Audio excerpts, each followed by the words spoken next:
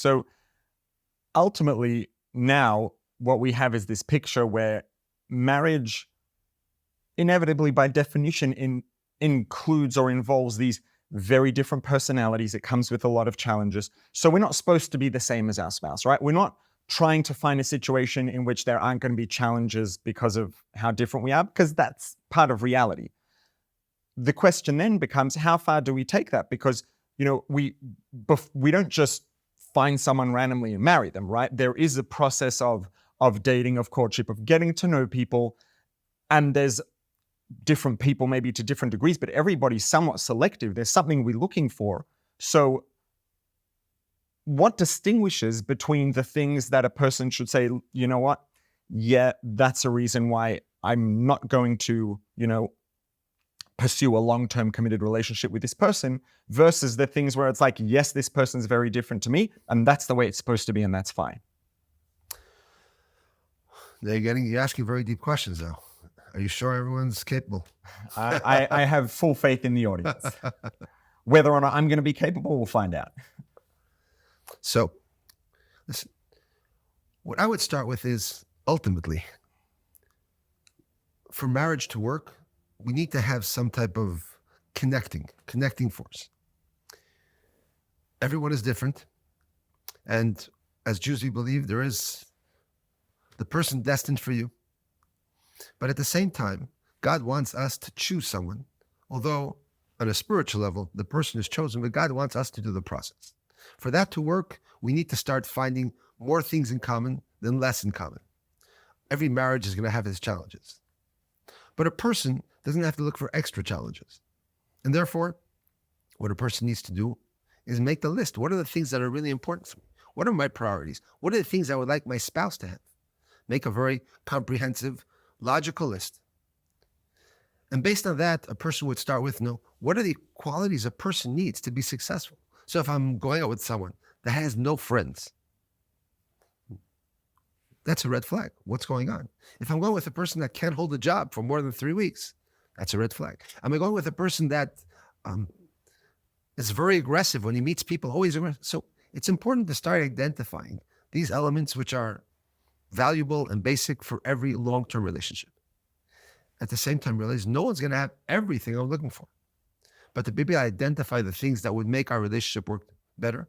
And ultimately, that's what God wants from us. Not to just jump into a relationship.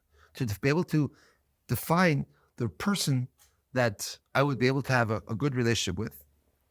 At the end, of course, we need some divine blessings for it to work, as there are so many challenges. But that's really the way to start. So let's say you mentioned here some examples of things that are like, let's say, as you put them, red flags. The sorts of things you mentioned are things that are going to be red flags for anybody, right? If someone has things that, let's say, are indications of the fact that they're struggling with basic functionality in life, that's going to be a red flag for anybody. Is there sort of something in between where there are things that, in terms of personality, let's say it's like, you know what, yeah, this personality really isn't a good idea for me, not because there are red flags, but that's not a good idea for me. But obviously, there has to also be a limit to that because, like you said, we are all different and everybody is going to end up marrying someone who is substantially different to themselves, and there will be those things they need to work on. So is there any sort of direction with how we can distinguish between maybe personality differences or things that are not a red flag, but yes, that's a valid reason to say this is not for me, versus this is just part of life and the challenge of a relationship? So it's interesting that the Medrash tells us of a certain noble woman who asked one of the great rabbis, what does God do since he created the world? I mean, he must do something. And he said, yes, he actually makes matches.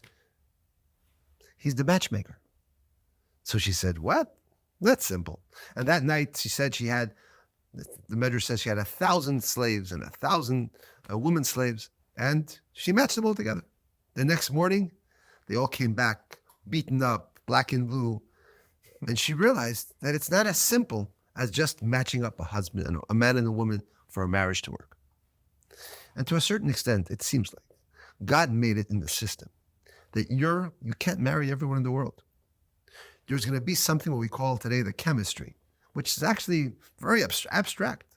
You just go, you see a woman, get married. No, there's someone very specific for you, and someone that you're going to find, and someone that's going to you're going to realize that's the right person. So it doesn't mean we don't have to look for the other elements. Like we said, what are the red flags? Make sure there's no red flags. And then the right person has to, at a certain point, create some type of connection. And that's what we believe. Okay, so now in pursuing that point of connection, trying to find that person, something that a lot of people, let's say from outside of the, whatever we want to call it, Orthodox, Torah observant community, notice that courtship and dating in this community tends to be very, very short relative to, their standards and expectations outside. People can meet someone and within a few weeks of meeting them for the first time, decide to marry them. Is that just that this, let's say, culture, the Torah values, don't see a need for it to go beyond that? Are there particular values and benefits in it specifically intentionally being short? Just how short or long should it be? So, actually, I forgot to mention to your audience, you really need to read the book, GPS for a Happier Marriage, if you want to get the whole full picture. Right. And at the end, we have an appendix which talks about dating. And in simple words, I say, for a successful marriage to work, you need to be aligned on 4 different levels. We call the spiritual, the rational, the emotional, and the physical. Well, sounds simple. The difference is, in the observant world, we start from the top to the bottom, which means for us, it's more important to make sure that we're spiritually aligned. When I say rational is, I see this person has enough character or personality to be able to run a home, to be a spouse, to land a normal job. No, there's no red flags. There's no drugs going on. There's no other addictions that are going to affect the relationship. So once I start with the spiritual and rational, now what I need to do is decide if there's an emotional connection, right? In the secular world that we live in, people start just the opposite. They start with the physical. Do I like how this person looks? Is there an attraction? Is there an emotional? And they get caught up in that. What happens is most people don't even look at the rational or the spiritual. And there might be big red flags. But as we say in English, love is blind. Someone told me it's also deaf, okay? So eventually what happens is you just don't see the bigger picture. And that's the great difference. So in my case, I already had analyzed all the other elements, especially that my sister learned with my wife in the same class. So all the big questions about understanding personality, what this person wants to do, how does she react under different circumstances, I already knew. So now it's just about understanding if there's an emotional connection. And that you don't have to wait years to figure out. That happens quite quickly. So therefore, that's the advantage we have. We start from a different perspective.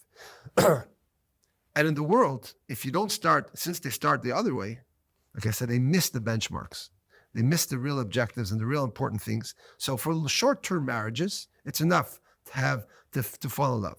If you want to have a long-term marriage, you really need to have the other elements in place first. Okay.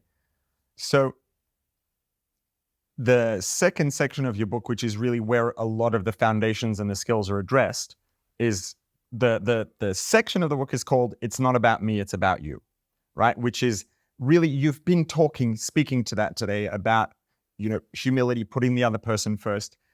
But at the same time, obviously, you're not suggesting that everybody should be a doormat, right? If everybody becomes a doormat and everybody is just like, I don't exist, it's just about you. A relationship between 2 doormats isn't a marriage between 2 people, right? And it's not healthy for anyone if either person in the marriage just completely discards themselves and just makes it entirely about the other person. So what's the balance here between retaining a healthy identity and sense of self and at the same time putting the other person first and saying, like you say, it's not about me, it's about you? That's a great question, actually. It brings to mind a thought I heard from Rabbi Twersky. May he rest in peace. Great rabbi, therapist, psychiatrist. He says, the verse says, love your fellow man as yourself. So if you want to love someone else, you need to love yourself first. A person who has no self-esteem, everything that their spouse wants, they'll do. They have no own self-esteem. They cannot eventually become someone who gives true love. People that are depressed, they come, they stay, and I had someone in my office who's depressed. I say, what's going on? He goes, no one loves me. What do you mean no one loves you? I know your family loves you. But if you feel depressed and you have no emotions, you can't feel that people love you.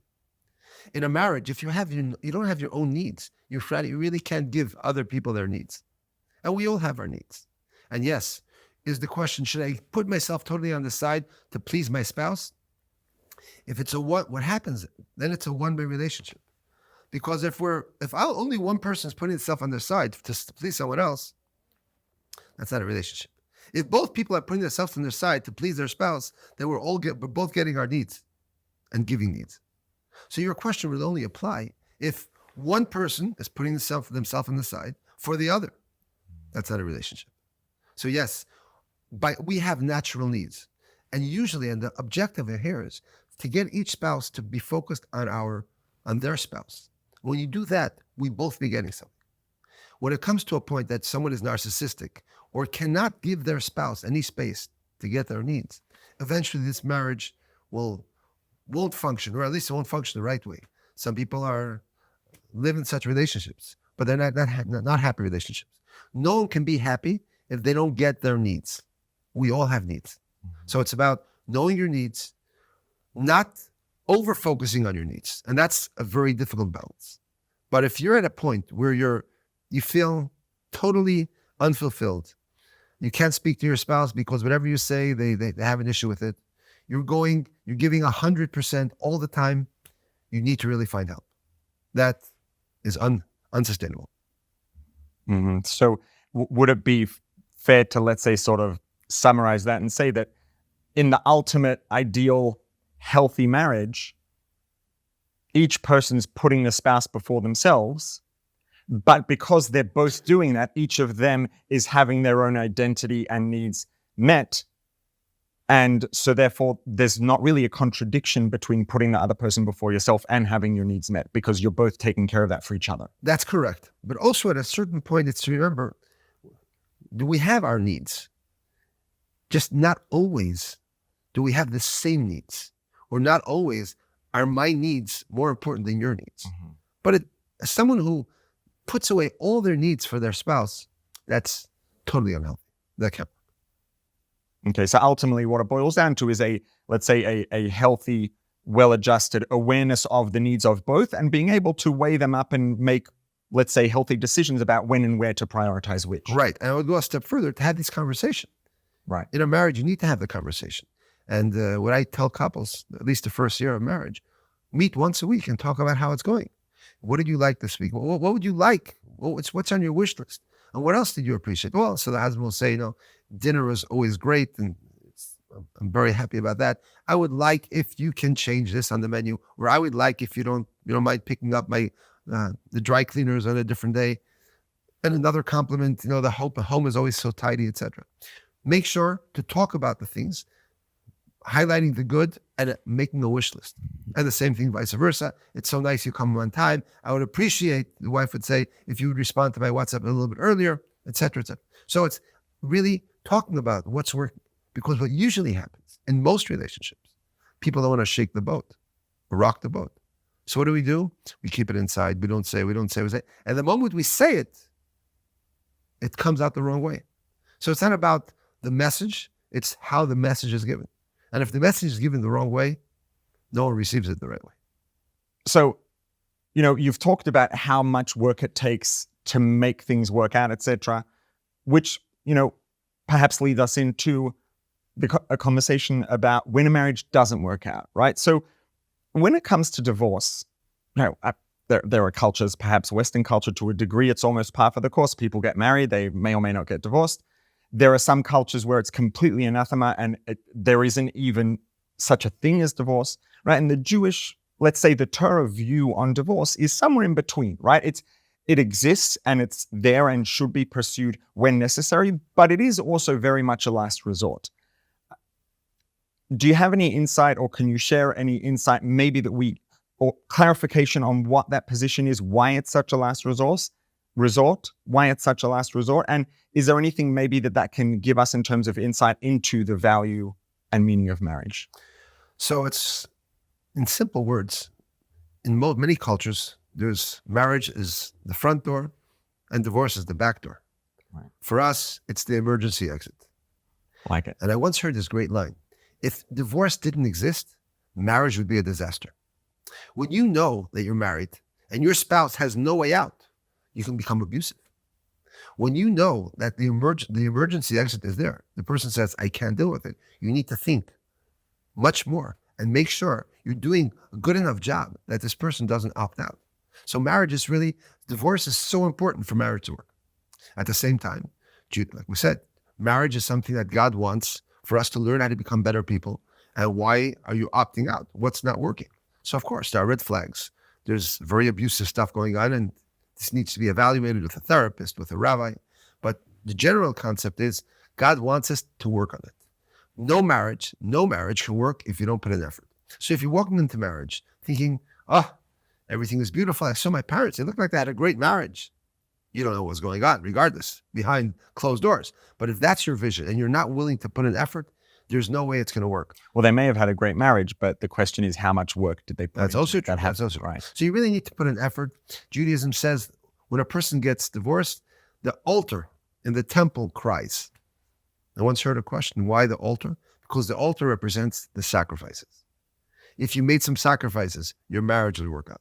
So for Judaism, marriage is very important. The unity of a man and a woman represents our relationship with God. You give it all you got. If it doesn't work, there's a way out. But that should not be, you shouldn't be walking into marriage thinking, okay, when can I get out? You shouldn't be having your eye on the back door the whole time. On the emergency exit. Got it. So now, if we can wade into something that, I don't know, I'm going to maybe put you on the spot a little, but perhaps the foundational premise of the book, as in Men Are From Mars and Women Are From Venus, is that there are these fundamental, stereotypical, perhaps biologically or genetically wired general differences between men and women. There's a very big movement in the broader culture today, in Western culture at least, that would push back against that very strongly. Do you have anything to say perhaps in addressing that as the foundation of this book and the message in the context of this, of Western culture's view towards it today? So I would start with, obviously, Judaism doesn't follow Western culture. We have our own opinions. We follow the Torah, which is our Jewish guide. And it's very clear in biblical writings and Talmudic writings that we are different. Me and my wife are convinced that when we had our kids, we didn't tell our boys to play with guns or with balls and our girls to play with dolls, and it just happened naturally. So we're convinced it's biological. But regardless, if that's science or not, the reality is, in Jewish tradition, it's very clear in many places that there are differences. Today, even neurologists are seeing how women and men's brains work differently. But even let's put that on the side. The fact is today, whether it's nature or nurture, well, that's the big discussion, okay? The differences of men and women. As of now, there's still a lot of differences. So until that changes, the book is very helpful. So maybe one day science will be able to convince men and women to be the same, which I highly doubt, and I think would be a big mistake, because the uniqueness of marriage is the fact that we're different, okay? So having us the same and not having to work on the relationship, it's not going to fly. So the fact that we believe we're different, or whether, as I said, nurture, for sure, nurture is part of it, but we believe it's nature. The reality is, as of now, there are many differences, and therefore, if we understand the differences, we can make it work. If we try to say that differences don't exist, we're bound for a disaster. And would you say that perhaps when there is a healthy mutual respect that sees the differences as not being more or less, but different and also equally of value, etc., that perhaps takes away some of the feeling that we need to compensate and eliminate those differences? Great. It's not a competition. Exactly. When men and women became competition, that's when the problem started. We're not competing. We have different talents. Let's use it together. And that's really the success of a marriage. Love it. Okay, now, final question if you had to choose one single, either your favorite or what you think is the most important or impactful piece of advice about dating and or marriage, what would that number one piece of advice be? I would go with this story, beautiful story. The Lubavitcher Rebbe once asked a woman, a girl who was a little older, he said, "Why didn't you get married yet?" And her response was, "I'm waiting for the perfect guy. I haven't met my Romeo." To which he responded, "You're reading too many novels. Marriage is not what it says in the novels. The novels, they portray marriage as this so romantic relationship. Love is when a couple, over many years, care for each other, they do the small things, and they weather the storms. After many years, they come to a point where they can't envision life one without the other. That's true love." And I think that's the most fascinating piece of advice I can take for myself and anyone else. The idea of love today is a mistake. Infatuation, we fell in love, that's not long-term. Working together in a relationship, going through the time, putting in the effort, until it comes to a point that you just really can't envision life without your spouse. That is a good marriage. Wow, love it.